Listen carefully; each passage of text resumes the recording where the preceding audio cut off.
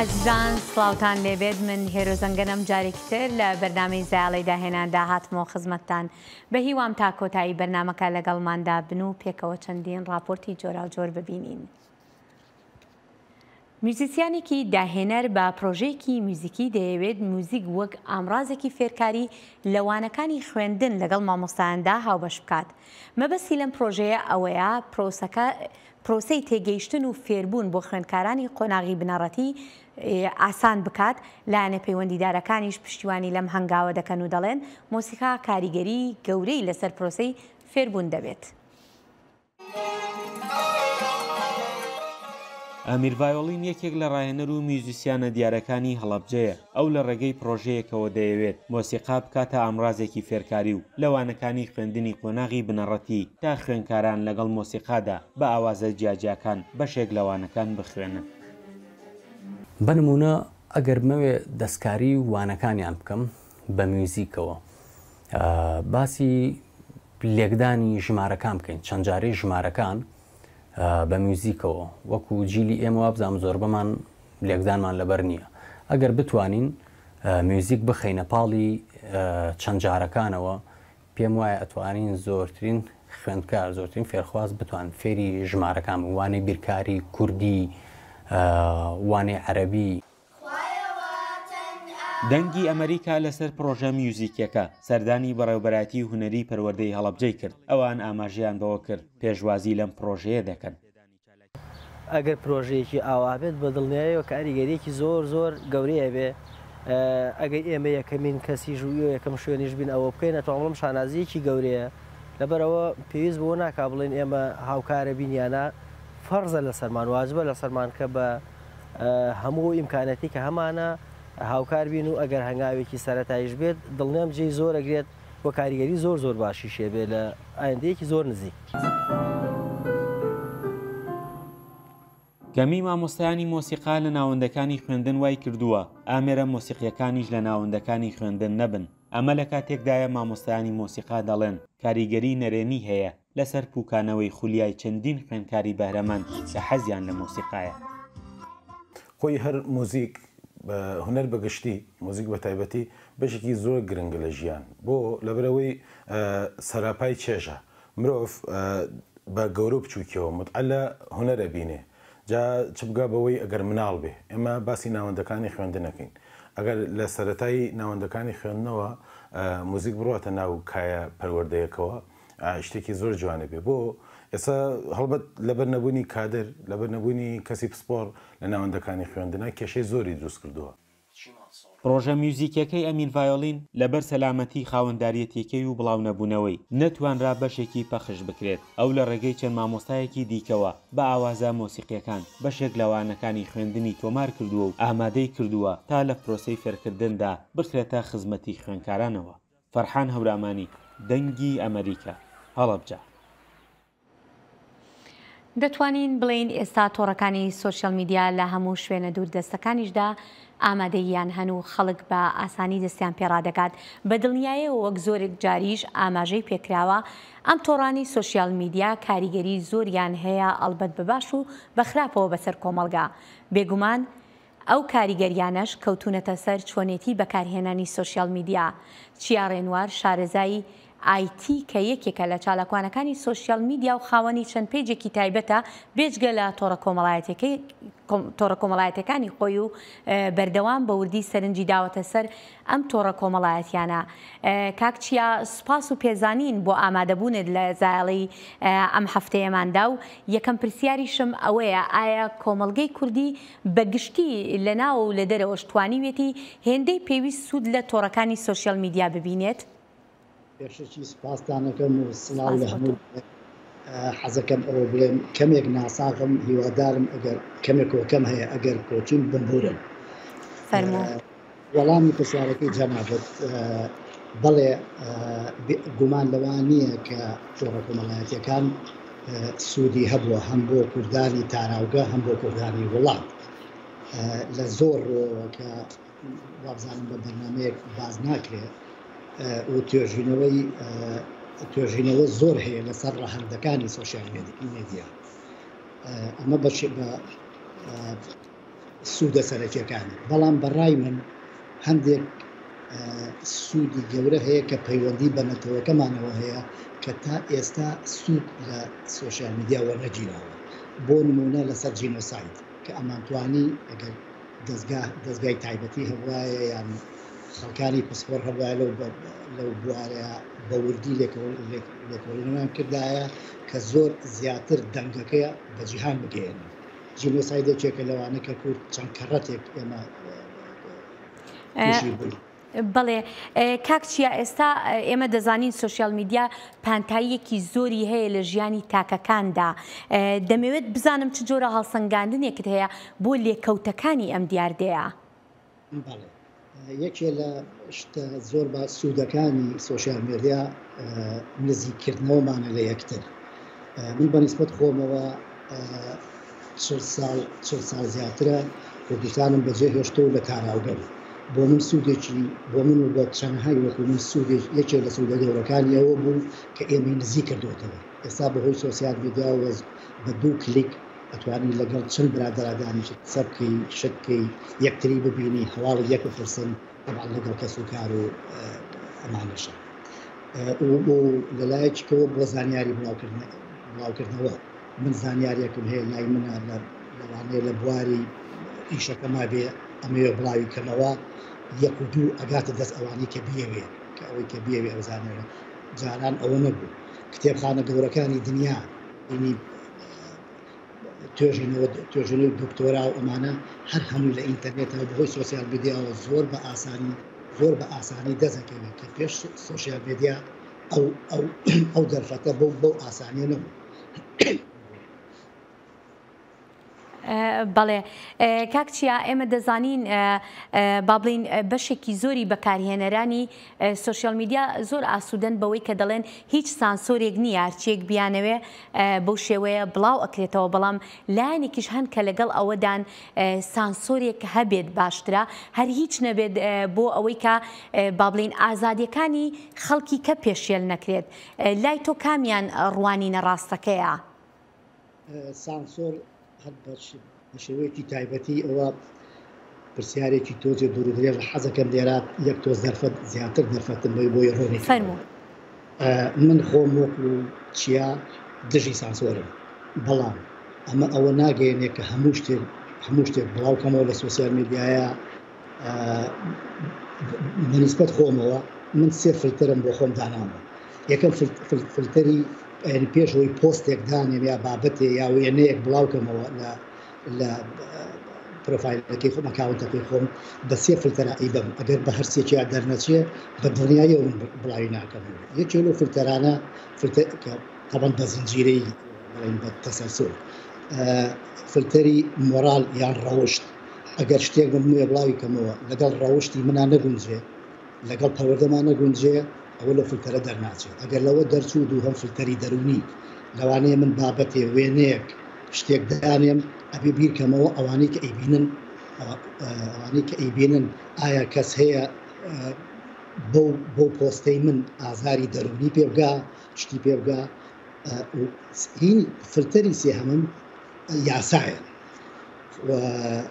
من نازانم لەوە ناچێت لە کوردستان بەداخەوە کە یاسا هەبێ بەڵام لە هەموو وڵاتانی دنیا بەتایبەتی لە ئەوروپا و ئەمریکای ئەوەی کە من شارەزان یاسا هەیە هەمان یاسا ئەوەی کە هەیە بۆ میدیای ئاسایی بۆ سوۆشیال میدیاش هەیە تۆ ناتوانانی ئەم شتانە بکەیت لە سەرێکی تریشەوە زۆر ئاسانە ئەوەی کە من لە دەرەوە ئەچمە سەر جادە سەر شەقام لەوێ چی ئەەکەم ئەبێ هەمان شتیش بکەم لەناو بیر بکەمەوە هەمان شت بکەم لەناو سوۆشیال میدیا بەس لەبەوەی لە سوۆشیال میدیا من دانیشتم لە پشتی کۆمپیوتەرێکە و بەتەنیام ئەمە ئازادی نییە من دانیشتم بڵێن قسە بە خەڵک بڵێم یا گەڕە لاوژێ دروست بڵێ باسمان لە سانسۆر و لە کۆنتترۆلکردن کرد بەو شێوەیە ئێمە ئێستا لە جیهانێکین جیهانی با بڵین ژیری دەستکردیشە دێتە پێشەوە کە کۆمەڵێک زانیاری بەهەڵا زانیاری هەڵا بڵاوەکرێتەوە هەندێک شت لەوانەیە پەیوەندی تەنانەت بە ئاسایشی نیشتیمانیشەوە هەبێت ئایا ئەمانە چۆن بتوانرێت کۆنتترۆل بکرێت بەڕایتەوە؟ ئەو پرسیارە زۆر لە شوێنی خۆیەتی چاوەڕێی پرسیارێکی لەو بابەتە بووم ئاسایشی نیشتیمانی بەداخەوە بە تایبەتی لە وڵاتەکانی ڕۆژهەڵاتە ئەو وڵاتانی کە سەرەتای دیموکراتیانە دیموکراتی نین بە هیچ جۆرێک دەسەڵات بەکاری ئەهێنێ هەر شتێک کە لە دژی خۆی بێ بۆیە من لەگەڵ سانسۆرانین بە هیچ مای لەم وڵاتە دیموکراتیانە تا ڕادەیەک بڵێ تا ڕادەیەک بڵێ بەڵام لە وڵاتی ئێمە من لەگەڵ ئەوانیم کە سانسۆر هەبێ و بە تێکدانی ئاسایشی نیشتیمانی خەڵکەکەی پێبترسێن لێ ئەوەن مەکە ئەو لەبەرەوەی ئاسایشی نیشتیمانی تێگە ئەویان باشترە ئەو ڕای منە لەسەر. بڵێ باشە دەمەوێت بزانم جەنابەت پێت وایە تۆڕەکانی سوۆسیال میدیا با بڵین بە بەراورد لەگەڵ میدیاکانی دەسەڵاتدا توانی بێتیان کاریگەریەکی گەورەیان هەبێت لەسەر دروستکردنی ڕای گشتی ڕاستەقینە؟ بەڵێ چۆن پێ بڵێم دەسەڵاتداران وەکو خاوەنی هەموو میدیا زۆربەی زۆری میدیاکانن میدیا ئاساییەکانن وەکو بڵێن گۆڤار و کەناڵ و ئەم جۆرەشتانە لە هەمان کاتە خۆشیان دروستکەری بە ساها ئەکاونتی فەیکن لەگەڵ ڕێزمە ببینی کەوانەیە ئەکاونتی فەیکن لە فەیسبوک کە ئەجەندای خۆیان بڵاوەکەنەوە من وای ئەبینم زۆر ئاسانە و زۆر جار کە بڵین دەسەڵاتداران بیانەوێ ڕای گشتی خەڵک بەلایەکایە بڵین بە ئاراستەیەکا برن زیاتر بەهۆی سۆشیال مێدیاوە ئەیکەن بێگومان یەکەم جار لە سیاسەتەکەیانەوە هەیە دووهەم بە یارمەتی سۆسیال مێدیا ئایانەوێ ئاراستەی خەڵک بەو شوێنە برن مەرج نییە و ئاراستەیە ڕاست بێت زۆر جار باشە کاک چییە ئەمە بۆ پێچەوانەکەشی هەر ڕاست نییە ینی نەک تەنها دەسەڵاتداران دەکرێت لایەنێکی تایبەتیش بتوانێت ئەم کارە بکات پیجی با بڵین چۆنەڵی پیجی فێک یا پیجی ناڕاستی دروست بکرێت و بیانەوەی ئاراستەی خەڵک بکەن.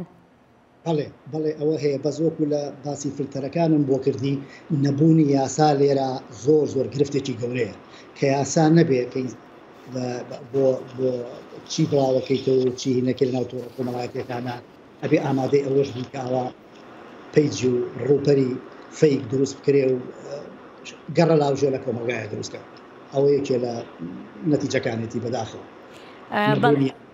بەڵێ بابەتێکی تر ئەمەوێت باسی کەم ئێمە دەبینین لە تۆڕە کۆمەڵایەتیەکاندا بۆ نمونە ئەگەر بە نمونە باسی فەیسبوک بکەین کە ینی بەگشتی لە ناو چینێکی کۆمەڵگەی کوردیا زۆر بەناوبانگە ئەمە ئێمە دەبینین ینی زۆر جار لایک یا کۆمنتێکی زۆر بۆ بابەتێک دێ بە بەراورد لەگەڵ بابەتێکی تر کە ڕەنگە زانستی بێ ئەوەنە با بڵین لایک نابێ ئەوەنە کاریگەری نابێت لە ناو خەڵکایە ئەوەنە مشتومڕ دروست ناکە لەسەر بە بەراورد لەگەڵ هەندێک بابەتی بتر دەمەوێت بزانم ئایا لایک یا کۆمنتی زۆر لەسەر بابەتێک ئەمە دەبێتە بەڵگە بوو ئەوەی ئەم بابەتە بە تەواوەتی ناوازەیە؟ بە هیچ جۆرێک وانە بە هیچ جۆرێ زۆری و ژمارەی لایک ڕاستی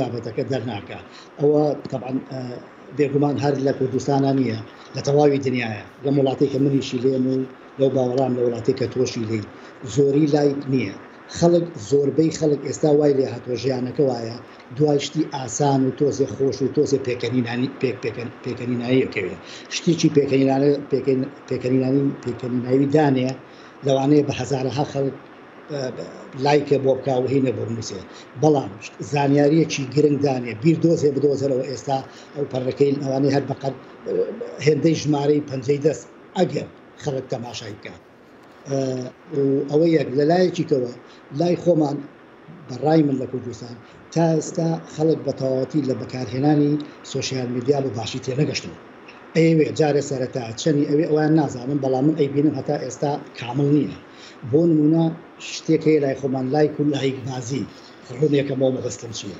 ئەوانەی کە برادرن لایکی تۆوەکە نەگەر تۆ لایکی ئەوان نەکەیتەوە سەفەرێکی کە لایکی شتەکانی تۆ ناکەن بەبێ ئەوەی ژۆ بنە بابەتەکە ئەوەی کە تۆ بڵاوە کردێتەوە ئایا ئەهێنێ هی لایکە یان هی لایک نییە. بەڵێ کاکچیا زۆر سپاس دەکەین بۆ کاتەکەت بەداخەوە دەرفەتمان نەما زیاتر لەسەر ئەم بابەتە گرنگە بدوێن سپاس دەکەم. زۆر سپاس بۆ ئێوە. سپاس بۆ تۆ.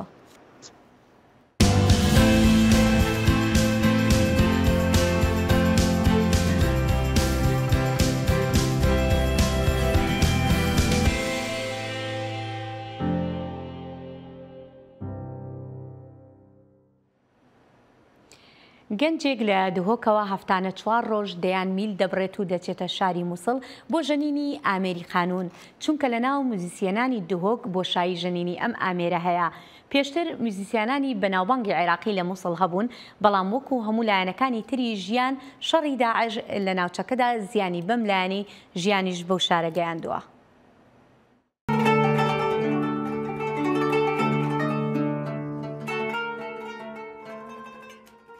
جبركو الموصلة جنيارن عمير قانون نينن جنجك كرد لدهو كي دهتا موصلو ماوي حفتية كدا زيدتري 4 روجان تهد داكو وفالاتية پر بكد اوال موصلة هاي هرچنده بريانها جنيارن برنياس لسر آست جيهان عربي لموصلة هبوينه لجبر شر داعشو تيكدانا باري امني بو ماوی چندین سالا والاتیکا برجاف کده دواره هنری دا.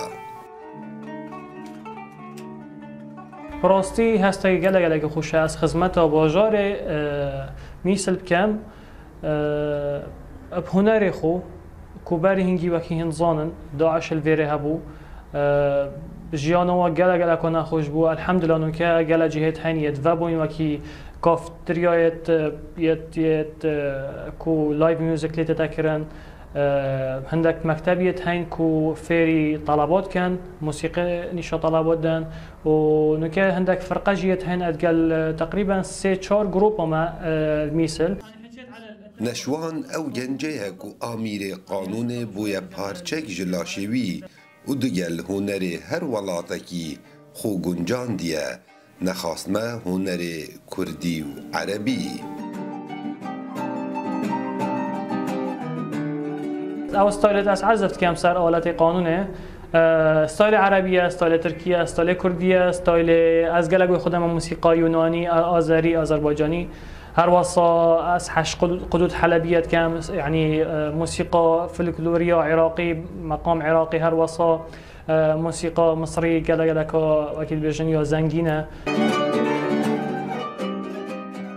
لزوربی هلکفت و آهنگان لموصل نشوان آمادت بیتنو دیگل حوالن خوین مصلاوی برهمین تازه پیشکشی خلکیت کن لومانو که نشوان جه خواه دناوا هنرمند موصل دا کریه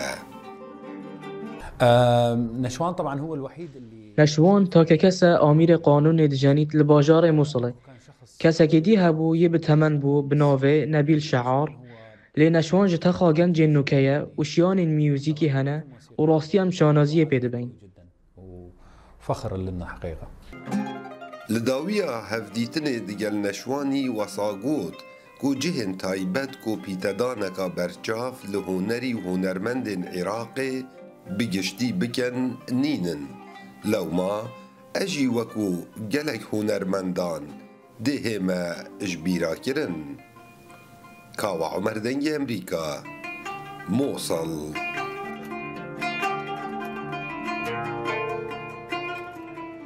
هاوڵاتیەکی دانیشتووی گوندی گۆمەشینی شێخانی سەربەقەزای کۆیا بە بەکارهێنانی کەرەستەی فرێدرا و چەند تۆربانێکی لەسەر ماڵەکەی لە گوندەکەیان داناوە و دەتوانێت بە پشتبەستن بە هەوا کارەبا بۆ ماڵەکەی دابین بکات. ئەو هاوڵاتیان نەک تەنها کارەبا بەڵکو دەتوانێت لە ڕێگەی کەرەستەی زۆر سادە شوێنی بیری ئاولێدان بۆ دانیشتوانی گوندەکەیان و ناوچەکانی تر دیاری بکات و گوندنیشینەکانیش دەڵێن سوودێکی زۆریان لە بیرۆکەی ئەم پیاوە بینیوە. بە سوودوەرگرتن لە هەوا و کەرەستەی کۆنی فرەدرا و کارەبا بۆ ماڵەکەی لە گوندی گۆمەشینی شێخان لە سوندی دەشتی کۆیا دابین دەکات. سەید سەلام پیشەی کارمەندی تەندروستیە، بەڵام حەز و ئارەزوویەکی زۆری بۆ بەرەمێنانی کارەبا هەیە. چەند تۆڕبایانێکی لە سەربانی خانۆکەی داناوە و هەرێکەیان بە گوتەی خۆی چەند ئەمپێرێک کارەبا دەدەن. ئەو دەڵێت گەر دەستی هاوکاریم بۆ درێژ بکرێت ئەوە دەتوانم بۆ سەرجەم ماڵەکانی نێو گوند لە ڕێگەی هەواوە کارەبایان بۆ دابین بکەم. ئەوجا بەجێرەی سوورانی هەوایەکەی جاروای 2 ئەمپێرە 3 4 جاروای یەکە ینی معدل تۆ کارەبات دەبیتن لێرەدا بەو هێزی بای ینی هێزش خاوێنە ژینگە پارێزە فکرەشی جوانە ینی لە کوردستانیش ئەو شوێنانەی کە بای لێ دێتن دەتوانن لیان دابنێن سەرچایەکان بی بە تایبەتی دەشتی کوێە ینی ئەو ناوچانە لە گونجاوە لە بۆ دانانی ئەو تۆرباینی هەوایانە لەوەی دیسکەی ڕۆژانە 8 کاتژمێر 10 کاتژمێر جاروای 24 کاتژمێر دێ. سەی سەلام تەنها بە سوودوەرگرتن لە هەوا 24 کاتژمێر کارەبای هەیە. لە نێو خانوویەکی بچووک لە کەشێکی تەواو سروشتیدا ژیان دەکات. نەک تەنها کارەبا بەڵکو لە دۆزینەی ئاوی ژێر زەوی شارەزایەکی زۆری هەیە. بە گوتەی خۆی بە سەدان شوێنی بۆ هاوڵاتیان دیاری کردووە تا بیری ئاو لێ بدەن. خۆم لەس ئاوەکەیە ئەو دوو شتێک ڕدەگرم زانام ئیتیزای ئاوەکە لە چییە؟ دەرێ ئەلەولایە شتەکان دێتە ئەولایە. ئەمە دەڕۆی سە بەسە بە تەمەشایکە. ئێستا هاتم ئەوە گەیشتمە لێواری ئاوێ شتەکان هاتنەوە ئێرە. ئێرە لێواری ئاوەیە.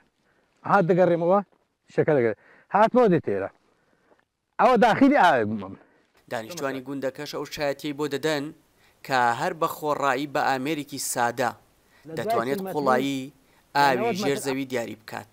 بەنسبەت یعنی ئەو شتانێک کە ئاوی پێدەدۆزیەوە ئەمە شتێکی عالەمیانێ شتێکی لە خۆمانە دروست نەکرایەوە جوودەیە کە شۆپۆلێکی مگناتیسیە لە ژێرەوە کە ئاوەکە لێدا بە واسای ئەو شیشانە تۆ وەری دەگری. ئێستا لە بەریتانیا مەدرسەکەیە مەدرسەکە ستیڤە ناوی کە برادری منە ستیڤ بە بەریتانیا 6 ساڵ لە کوردستان ئیشی کرێ لە بواری نەفتی ئەوانە قوتابخانەیان هەیە منداری گسی و گەورە گوانان فێر دەکات دەرێمە ئەگەممانە ئاوەشی بدۆزینەوە 8 کەس دەچین ڕۆژیش دادێن هەر هەمان خردە بزان ئاوەکە لە چ شوێنێکە هەچەند بی ئەو گوندەی و گوندەکان و قوستاپە و منتیقەی سلێمانیش ئەو فاسیکیە هەموو دەرەجەیەک بۆ دەرچوو ئاوەکانی حالم بێ ئاو بوو حکوومەت ڕێ پێدا کە فاسکە ئەوش فاسی کرد هەر بە بەلاش. سەید سەلام نیگەرانە لەوەی تا ئێستا حکوومەت نەیتوانیوە سوود لە هەوای کوردستان ببینێت بۆ دابینکردنی کارەبا.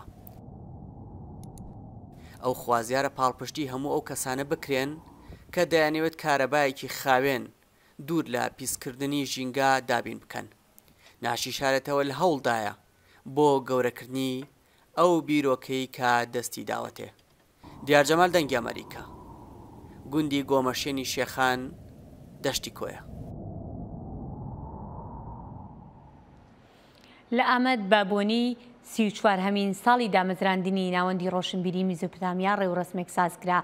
ئەم ناوەندە 34 ساڵ لەمەوبەر لە ساڵی 1991 لە ئەستەمبول کرایەوە و هەزاران منداڵی کورد کە لە ساڵانی 90ەکاندا کۆنچیان کرد بۆ ئەستەمبول لەم ناوەندە بە زمان و کولتور و هونەری کوردی ئاشنابوون. زۆرێک لە شانۆ و فیلم و گۆرانی بێژە بەناوبانگەکانی ئەمڕۆ خوێندکاری ئەو ناوەندەن. با بڕیارێکی یاسایی ئەم ناوەندە لە ساڵی 2016 داخرا بەڵام لەژێر ڕۆشناییەوە ئەوەوە دەیان ناوەندی هاوشێوە لە شارە کوردنشینەکاندا کراونەتەوە.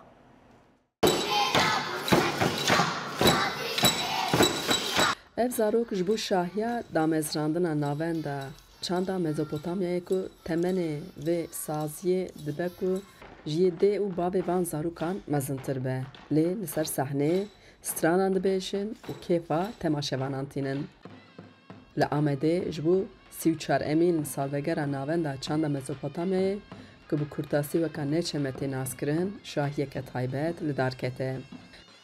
Ji bo ser çand û hunera Kurdî lêkolînan bikin, perwerdehiyan çêkin, nêçeme 34 salberê li Stenbolê hata avakirin. Di demek Kurd de li gelek li bajarên Kurdan jî nêçeme vebûn. Lê navend û çanda Mezopotamyayê ji bo hezaran zarokên Kurd bû weka dibistan ku li ser ziman û çanda xwe Kurdî werin perwerdekirin. Bi dehan stranbêj, şanoger, lêkoler, sînemager jî li van navendan derçûn. Şanoger û aktrîsta sînemaya Kurdî Rûgeş Kırıcı jî yek ji şagirdên nêçemê ye. Ew jî balê dide salên ku nêçeme ava bû. Salên nodê ji bo Kurdan jî salên koçberî û zimê bi darê zorê ji ser xwe koçên İstanbul, bajarê mezin, metropolên mezin kirin. Em bi zanayîbûn ji aliyê dewletê me هاتن کۆچبەرکردن ji ber ku ji çemda xwe ji zimanê xwe ji kültûra xwe ji her tisî xwe dûr bikeve koçberî tê mana talankirinê û li gor min navanda çanda Mezopotamya jî di wê demê de bertêka vê tiştê ye ji bo wê pir giring bû. Ev şaredera Mêrdînê Devrîn Demîr a ku qayûm dan ser postê ew ji yek ji şagirtên beşa muzîkê a navendên hunerê ku dewamiya neçemê tê nazkirinê ye. Îro em dibînin ku navenda çanda Mezopotamya bûye dergûşa veşandina çand û hunera Kurdî. Şêrgo Kanîwar jî di gel Devrîn Demîr pêşkeşvaniya vê bernama taybet kir ku di pêşkeşiya xwe de bavê teyar jî ji bîr nekirin. Di şexsê hunermend bavê teyar de hemû şehîdên çand û hunera Kurdistanê bi bîr bînin. Celalekîn mamosteyê muzîkê wî jî li navenda çanda hunerê a Dicle Feratê mamostetiya muzîkê kiribû. Wî got neçeme ji bo çand û huner û zimanê Kurdî şoreşek e gel jî lê xwedî derketiye. Ew bedelê ku tê dayîn ew hedefê ku Kurd dixwazin xwe bigînin wan hedefa ji bo vana gerek hem ji hêla edebiyatê de, di hêla muzîkê de, di hêla sînemayê de, di hêla wênesaziyê de, helbesta de, çîroka de gerek bêne nivîsandin gerek bêne afirandin dewra ancak bi wî şeklî xwedî derketina bîrok, çand, ziman û hebûna Kurdistanê wê xwedî derketinekê Kurd lê çêbibe.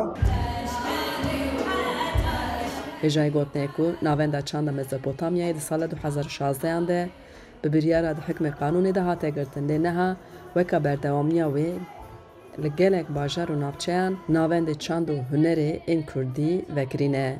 Xecî Can Farqîn, Dengê Amerîka, Amed. لێرەش داهاتینە کۆتایی بەرنمەیەم هەفتەی زایەڵی داهێنان تا بەرنمەیەکتر هەر شاد و بەختەوەر بن کاتێکی خۆش.